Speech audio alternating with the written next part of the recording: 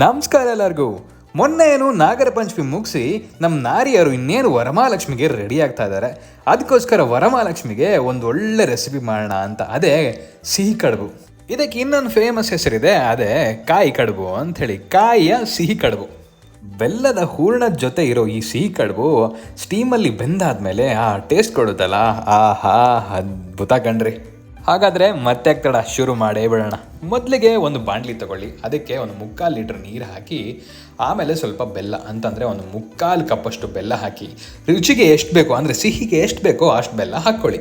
ಕುದೀತಾ ಇರೋ ನೀರಿಗೆ ಬೆಲ್ಲ ಹಾಕಿದಾಗ ಅದು ಬೆಲ್ಲದ ಪಾಕ ಆಗೋಕ್ಕೆ ಶುರುವಾಗುತ್ತೆ.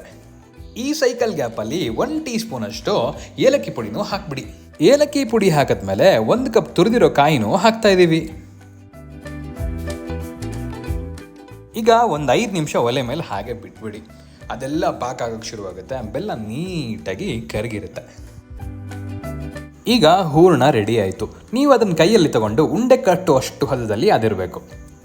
ಅಷ್ಟೇ, ಸ್ಟಫಿಂಗ್ ರೆಡಿ ಆಯಿತು. ಇವಾಗ ಇನ್ನೊಂದು ಬಾಣಲಿ ತಗೊಳ್ಳಿ, ಅದಕ್ಕೊಂದು 3/4 ಲೀಟ್ರ್ ನೀರು ಹಾಕಿ, ಸ್ವಲ್ಪ ಉಪ್ಪು ಹಾಕಿ, ಅದಕ್ಕೆ ಅಕ್ಕಿ ಹಿಟ್ಟು ಹಾಕಬೇಕು. ಒಂದು 4 ಕಪ್ಪು ಅಕ್ಕಿ ಹಿಟ್ಟು ಹಾಕಿ ಚೆನ್ನಾಗಿ ಮಿಕ್ಸ್ ಮಾಡೋಕ್ಕೆ ಶುರು ಮಾಡಿ. ಹೆಂಗೆ ಮಿಕ್ಸ್ ಮಾಡಬೇಕು ಅಂದರೆ ಗಂಟು ಉಳಿಬಾರ್ದು, ಅಲ್ಲಿವರೆಗೂ ನೀವು ಮಿಕ್ಸ್ ಮಾಡಬೇಕು.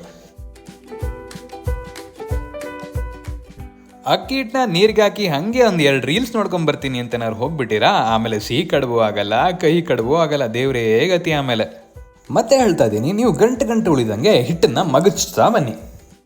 ಇವಾಗ ಇದಕ್ಕೆ 1 ಸ್ಪೂನಷ್ಟು ತುಪ್ಪ ಹಾಕಿ ಮಗ್ಚೋಕ್ಕೆ ಶುರು ಮಾಡಿ. ಮತ್ತೆ ತುಪ್ಪ ಹಾಕಿದ್ಮೇಲೆ ಆಮೇಲೆ ಒಂದು ಲಟ್ಟಣಿಗೆ ತೊಗೊಳ್ಳಿ, ಲಟ್ಟಣಿಗೆಲಿ ಮತ್ತೆ ಮಗ್ಚೋಕ್ಕೆ ಶುರು ಮಾಡಿ. ಉಂಡೆ ಮಾಡೋ ಹದ ಬರುವವರೆಗೂ ನೀವು ಅದನ್ನು ಮಗ್ಚ್ತಾ ಇರಬೇಕು.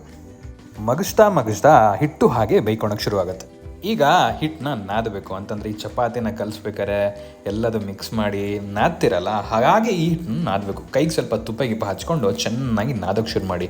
ಆವಾಗ ಒಂದು ಹಿಟ್ಟು ಒಂದು ಹದಕ್ಕೆ ಬರುತ್ತೆ. ಈಗ ಒಂದು 5 ನಿಮಿಷ ಆದಮೇಲೆ ಕೈಗೆ ಸ್ವಲ್ಪ ಎಣ್ಣೆ ಹಚ್ಕೊಂಡು ಒಂದೊಂದೇ ಉಂಡೆ ಮಾಡೋಕ್ಕೆ ಶುರು ಮಾಡಿ. ಒಂದು ಮೀಡಿಯಮ್ ಸೈಜ್ ಉಂಡೆ ಮಾಡಿ ಸಾಕಾಗುತ್ತೆ. ಉಂಡೆ ಮಾಡಿ ಹಾಗೆ ಅದನ್ನು ಸೈಡಿಗೆ ಇಟ್ಕೊಳ್ಳಿ. ಉಂಡೆ ಮಾಡಿ ಆಯಿತು ಅನಿಸುತ್ತೆ. ಇವಾಗ ಒಂದು ಬಾಳೆ ಎಲೆ ತೊಗೊಳ್ಳಿ. ಅರಿಶಿನ ಎಲೆ ಇದ್ರೂ ಅದು ಚೆನ್ನಾಗಾಗುತ್ತೆ. ಅರಿಶಿನ ಎಲೆ ಎಲ್ಲ ಕಡೆ ಸಿಗಲ್ಲ, ಹಾಗಾಗಿ ನೀವು ಬಾಳೆ ಎಲೆ ತೊಗೊಂಡ್ರೂ ಆಗುತ್ತೆ. ಬಾಳೆ ಎಲೆ ತೊಗೊಂಡು ಅದಕ್ಕೆ ಸ್ವಲ್ಪ ಎಣ್ಣೆನೋ ತುಪ್ಪನೋ ಹಚ್ಚಿ, ಇವಾಗ ಉಂಡೆ ಮಾಡ್ಕೊಂಡಿರ್ತೀವಲ್ಲ, ಉಂಡೆನ ಅದ್ರ ಮೇಲೆ ಇಡಿ.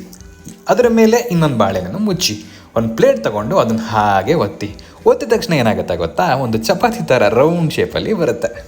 ಚಪಾತಿ ಥರ ಬರುತ್ತೆ ಅಂದರೆ ರೌಂಡ್ ಶೇಪಲ್ಲಿ ಬರುತ್ತೆ ಅಂತ ಹೇಳಿದೆ.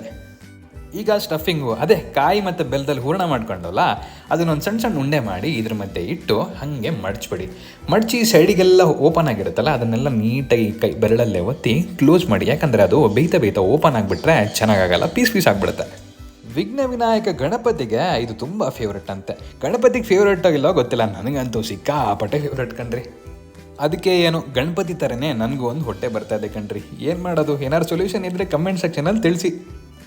ಈಗ ಎಲ್ಲ ಕಡುಬನ್ನು ಒಂದು ಸ್ಟೀಮರ್ ಅಂತ ಹೇಳ್ತಾ ಇದ್ದೀನಲ್ವ, ಒಂದು ಸಿಂಪಲಾಗಿ ಹೇಳ್ತೀನಿ, ಇಡ್ಲಿ ಪಾತ್ರೆ ಒಳಗೆ ಇಟ್ಟು ಅದನ್ನು ಮುಚ್ಚಿ ಹಾಗೆ ಅದನ್ನು ಬೇಯಿಸ್ಬಿಡಿ. ಒಂದು 15-20 ನಿಮಿಷ ಬೇಯಬೇಕಾಗತ್ತೆ. ಯಾಕಂದರೆ ಇದು ಬಾಳೆಲೆ ಸುತ್ತಿರೋದ್ರಿಂದ ಬೇಗ ಬೇಯಲ್ಲ. ಒಂದು 15-20 ನಿಮಿಷ ಬೇಯಿಸಿದ್ರೆ ಚೆನ್ನಾಗಿ ಬೆಂದ್ಕೊಳುತ್ತೆ. ಬಾಳೆಲಿ ಬೆಂಡಾಗಿ ಹೋಗಿರುತ್ತೆ, ಆವಾಗ ಅದು ಬೆಂದಿದೆ ಅಂತ ಅರ್ಥ. ಈ ಕಾಯಿ ಕಡುಬು ಅಂದರೆ ಈ ಸಿಹಿ ಕಡುಬು ತಿನ್ನಬೇಕು ಅಂತಂದರೆ ಜೊತೆಗೆ ತುಪ್ಪ ಇರಲೇಬೇಕನ್ರಿ. ಸ್ವಲ್ಪ ತುಪ್ಪಕ್ಕೆ ಸವರಿ ಹಾಗೆ ತಿಂತಾ ಇದ್ದರೆ ಆಹಾ ಅದ್ಭುತವಾಗಿರುತ್ತೆ. ಮತ್ತೆ ತಡ, ಈ ವರಮಹಾಲಕ್ಷ್ಮಿ ಹೆಂಗಿದ್ರು ಬರ್ತಾ ಇದೆ, ಜೊತೆ ಗಣೇಶ ಹಬ್ಬನೂ ಬರ್ತಾ ಇದೆ. ಅದಕ್ಕೆ ನೀವು ಇದನ್ನು ಟ್ರೈ ಮಾಡಲೇಬೇಕು ಮನೇಲಿ ಒಂದ್ಸರಿ. ನೀವೇನೋ ವಿಡಿಯೋ ನೋಡಿದ್ರಿ, ದಯವಿಟ್ಟು ಇಷ್ಟ ಆದರೆ ಒಂದು ಲೈಕ್ ಕೊಡೋದು ಮಾತ್ರ ಮರಿಬೇಡಿ. ನಿಮ್ಮೊಂದು ಲೈಕು ನಮಗೆ ಒಂಥರ ದೊಡ್ಡ ಸಪೋರ್ಟ್ ಇದ್ದಂಗೆ ಕಣ್ರಿ.